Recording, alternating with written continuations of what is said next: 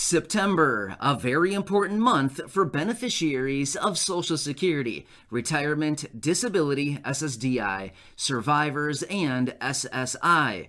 Let's get into it and discuss why September is such an important month for all of these tens of millions of beneficiaries. Welcome and thank you so much for joining me. If you're new here or if you haven't done so yet, make sure to hit the subscribe button right down below the video, as I am your one and only daily advocate, and this channel is your one-stop shop for everything you need to know with everything going on right now. Thank you so much for your support. I truly appreciate it. Make sure to subscribe right down below the video, and I'll be back for you each and every day, as I am very much committed and dedicated to everybody right here on the channel, and I want to help out in any way that I possibly can.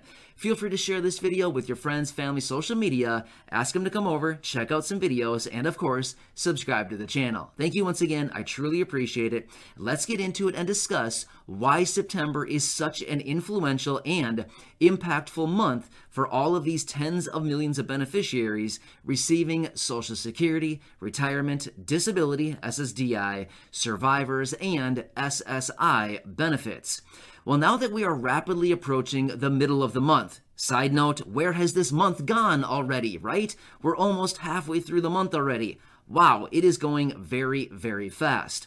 But as we approach the middle of the month, we are also approaching the release of some very important information that is going to directly impact. Now, you might be wondering, how is this going to directly impact all of these beneficiaries? Well, it actually impacts in a number of ways. First off, we're going to get a reading from the release of this inflation data to see what the actual inflation was running at, like what rate or what percentage was inflation running at in the month of August.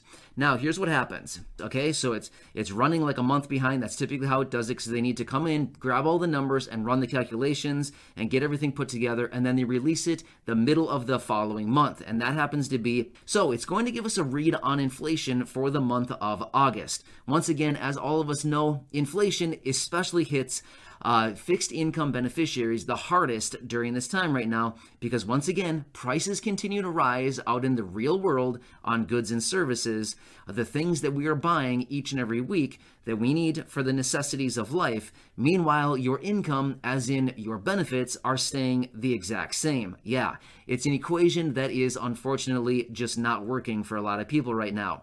However, this number is also going to be incredibly important simply because it is piece number 2 of the magical puzzle that we are putting together to determine what the cost of living adjustment, or COLA raise, is going to be in 2022 for these tens of millions of beneficiaries.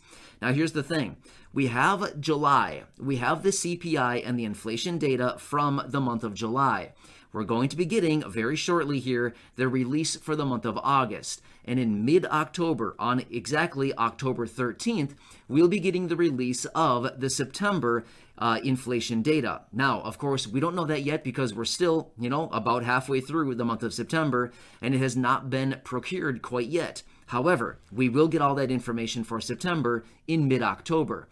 Once we have all those pieces, we have July that was released in August, we have August that'll be released here very, very soon on, and then we will also have September's number released on October 13th. Once we get these 3 data points, we can put all these numbers into the hopper, spin it around, and we can get this calculation as far as what we're going to see the cost of living adjustment be in 2022 for these tens of millions of beneficiaries. Now, here's the thing.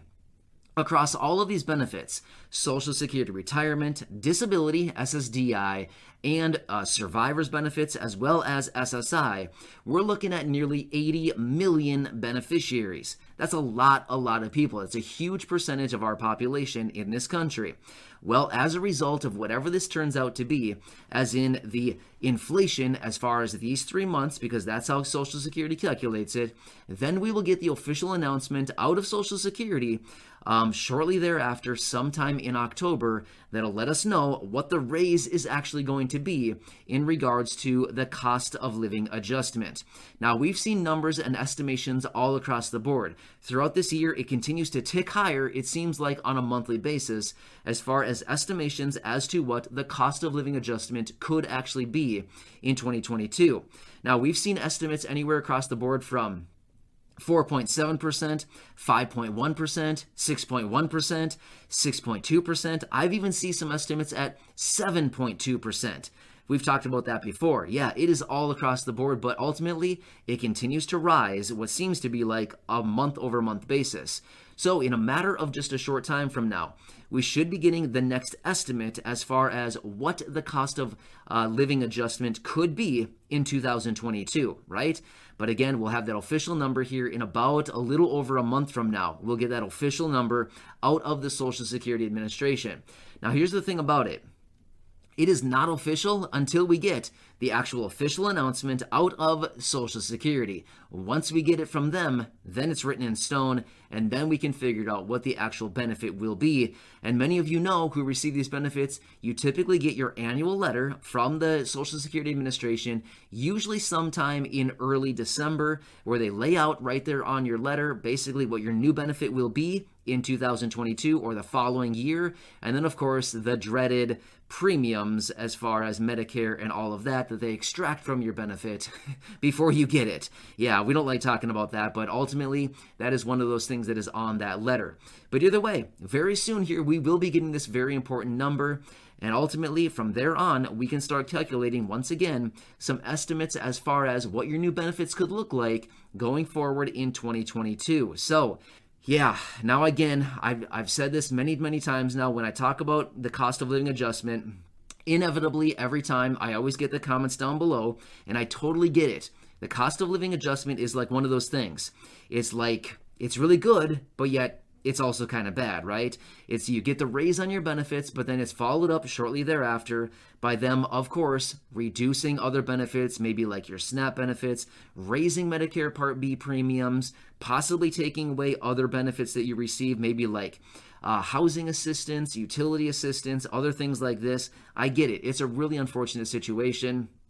To me, in my opinion, I feel like it shouldn't be that way. It shouldn't be that way. If you're living on Social Security, of any of the benefits, retirement, disability, survivors, SSI, anything like this, and you get a small raise on your benefits, I mean, all of us know what it's like, right? You get the tiny raise, it's $11, and then they come in and they jack up Medicare Part B premiums by $10, and then they reduce housing assistance by, somewhat or whatever. They jack up your rent, they lower your utility assistance, and it's like net, at the end of the day, you're actually negative what you were over the previous year. Again, it just seems so weird to me that this would even be allowed, especially for people living on a small fixed income month over month. It just doesn't make any sense to me.